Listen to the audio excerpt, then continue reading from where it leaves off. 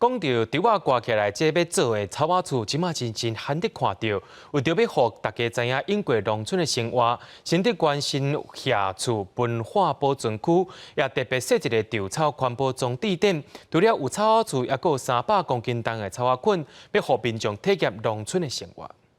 预备，Go！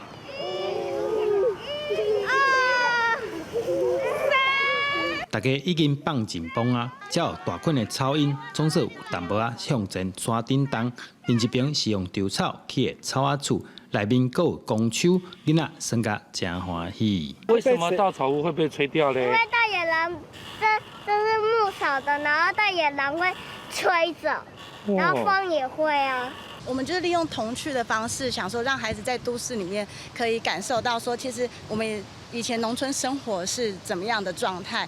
主要的发想是说，我们以3只小猪来作为发想，但是我们并没有把大野狼设定为一个就是坏人的角色。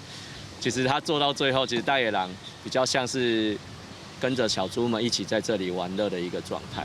2020生活厝大地艺术柜，这届特别用稻草来拍做大野狼甲3只猪仔囝的故事，真侪时代看到久无看到的草仔厝，刷想起囡仔时的记忆。他就说他以前住过这个房子，然后他在跟我们解释说，其实以前的茅草屋也是不会漏水的。